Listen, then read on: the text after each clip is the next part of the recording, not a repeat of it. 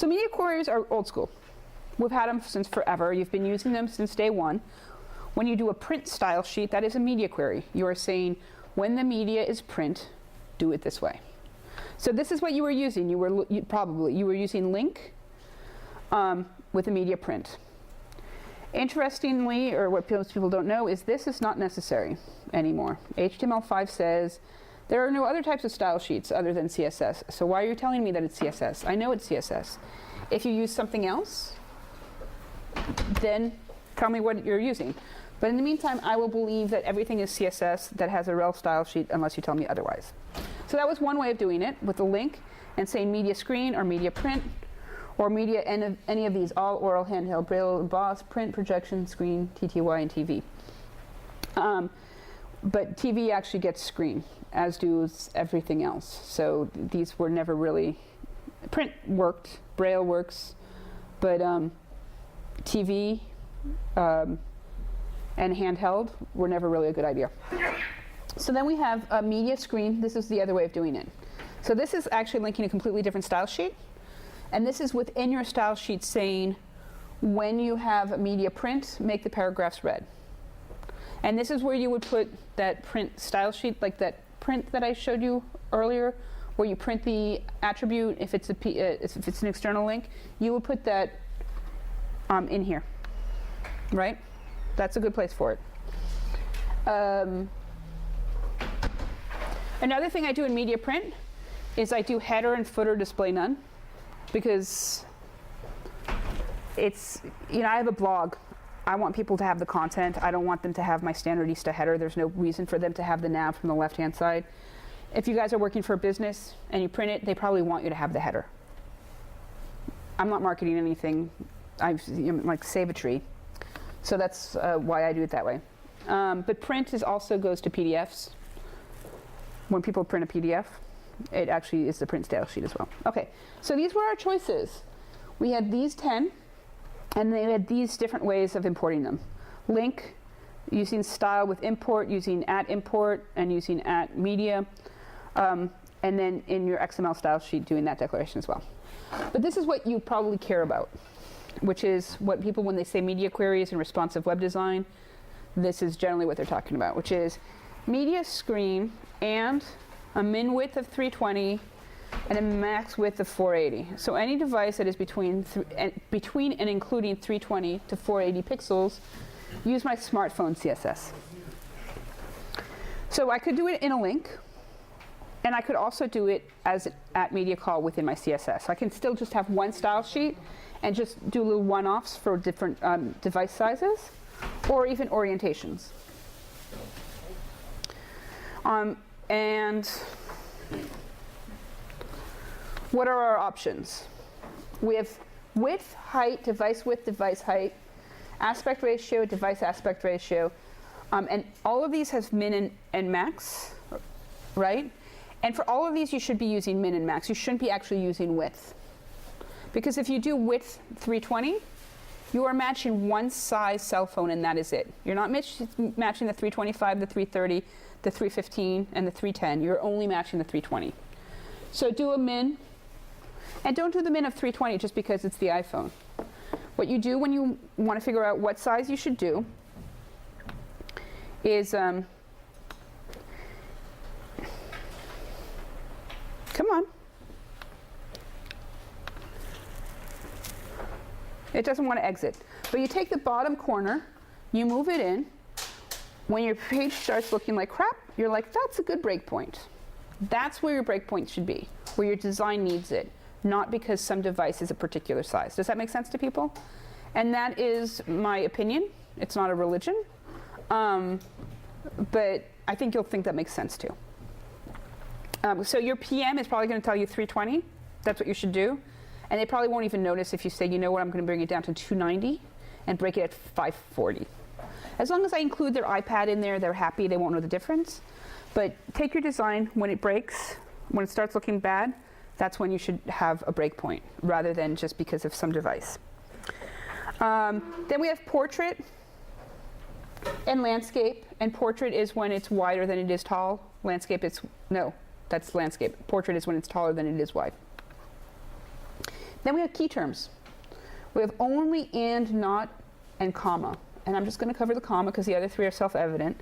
But what this line reads is, if you have a print, if the media is print, or if it's screen and min width. So this comma means this is a separate declaration than this. Does that make sense? Okay. Because the keyword and means it has to be screen and orientation portrait. But when you have it doesn't mean like anything that's screen and anything that's orientation. This is what you want to use when you're targeting two different devices or two different, media queries. So then there's device capability and detection. So you can actually use CSS to figure out you can base your CSS based on the device and the browser capabilities. So the first one says min device pixel ratio 2. So that would be for the iPhone or the high retina stuff. So you might want to serve them larger images. And then you have what is the browser capable of. And there's only 3 possible values that can go in here. There's a prefixed 3D transform, prefixed animation, and prefixed transition. And I'll cover this in a second, but let me go on to the prefixing thing here. So here we have, this is WebKit. So does it support WebKit animation? Yes, it does, so it's green. Does it support animation? No, it does not.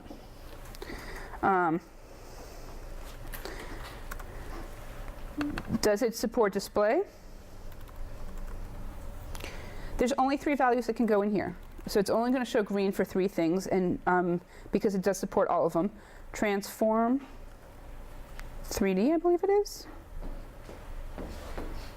I'm going to cheat and look back at the previous thing because I don't remember what it is. Oh, it's the dash is what I'm missing. So transform dash 3D and transition. So those are the only 3 that go in there. But this was a brilliant idea, right? Except for you couldn't put display, does it support display in there? Because browsers that don't support these media queries do support display, right? So only the browsers that support any form of transition, 3D transforms, or animation support this way of doing a media query. But we're going to have things like Flexbox, right? We're coming down with Flexbox. So we're going to have display : box flex, or whatever the value is going to be. I don't know. It's already set, so there is. So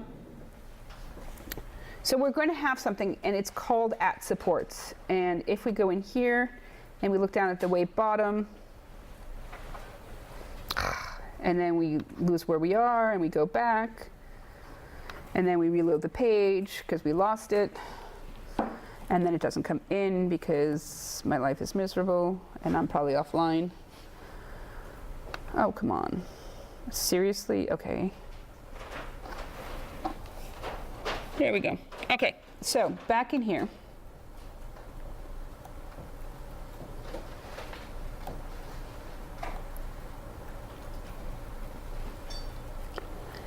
This is what's coming down, and I don't think I could make it smaller if I tried. It says @supports. So browsers already all support @media, so they couldn't put things like display table cell. You could put media screen and display table cell in there because you'd be missing all the ones that actually do support table cell because they don't support that within the media query. So to make it backwards compatible, they actually have, and you can see it's not supported yet because it's not written down here, because it says class supports property value. And there I'm saying if it supports that, do it. So it says supports display table cell and display list item. So display table cell and display list item, every single browser supports those, right? But we're going to need values like Flexbox. So why would we, this is going to be, so when we use Flexbox, we're not going to give Flexbox to we're not going to say everyone try to implement this. We're going to say if you support Flexbox and then put the Flexbox declarations in there. So it's basically a media query of what the browser supports. So that's coming down the pipe.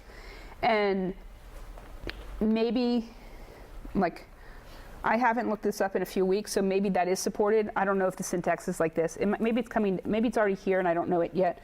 It was not here a month ago.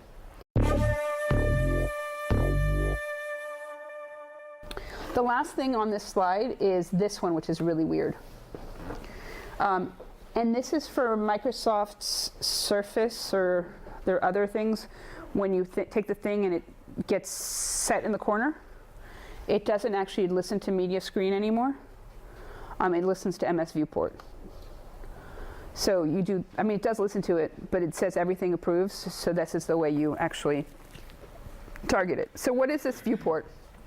Just like supports, viewport is also coming down. And you might have seen this, which is a very CSS-y thing, but it's been in a meta tag.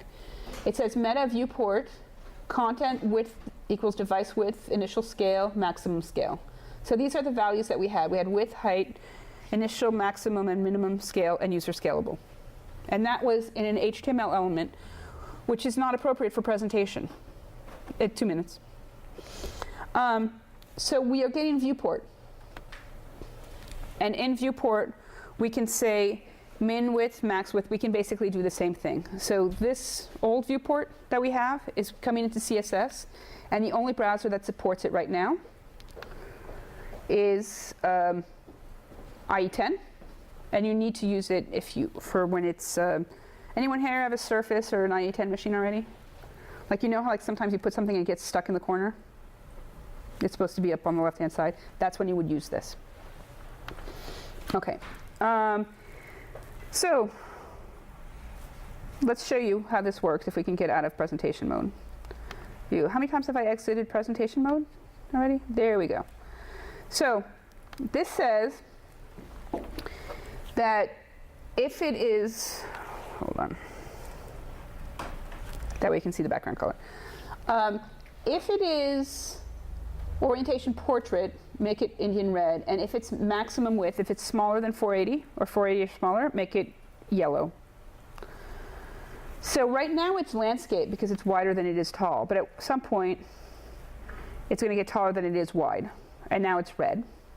And at some point it's going to get below 480 and it's going to be yellow. So that's a simple example of media in action.